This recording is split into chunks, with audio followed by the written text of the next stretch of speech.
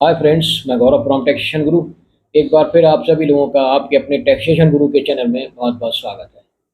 Bank account में 54 लाख रुपए का कैश डिपॉजिट होता है। Income tax department question raise करता है, लेकिन आईटीएटी यानी income tax appellate tribunal addition को हटा देता है। तो इसका मतलब यह है कि अगर आप अपने बैंक अकाउंट में 54 लाख रुपए कैश डिपॉजिट कर देते हैं तो आप पर टैक्स नहीं लगेगा। ऐसा बिल्कुल भी नहीं है।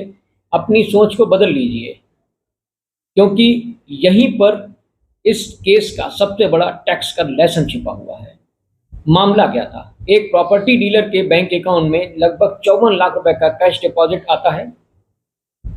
इनकम टैक्स डिपार्टमेंट इस कैश को अनएक्सप्लेन्ड मानते हुए इसका एडिशन कर देता है। एसएससी जो है इसका एक्सप्लेनेशन देता है और कहता है कि ये उसके प्रॉपर्टी का ट्रांजैक्शन है और बिजनेस एक्टिविटीज से रिलेटेड कैश है, और सपोर्टिंग डॉक्यूमेंट भी पेश करता है। लेकिन आईटीएटी ने इस केस में क्या देखा?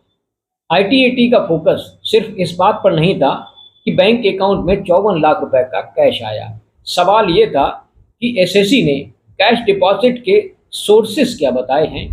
एसएससी के एक्सप्लेनेशन को डिपार्टमेंट ने प्रॉपर्ली एग्जामिन किया कि नहीं किया?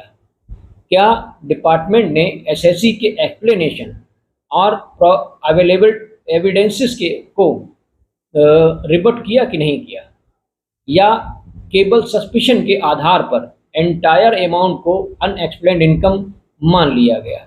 तो इन चार बातों पर आईटीएटी ने अपना निर्णय रखा। आईटीएटी ने फैक्ट्स और अवेलेबल एविडेंसेस के आधार पर इस एडिशन को सस्टेन नहीं किया। सबसे बड़ा टैक्स लेसन क्या है? अगर किसी भी बैंक अकाउंट में बड़ा कैश डिपॉजिट दिखता है तो इसका मतलब ये नहीं है कि ये कैश डिपॉजिट अनएक्सप्लेन्ड इनकम है। लेकिन इसके दूसरी तरफ भी ध्यान रखिए, अगर आप एक्सप्लेनेशन देते हैं तो एक्सप्लेनेशन देना ही पर्याप्त नहीं है।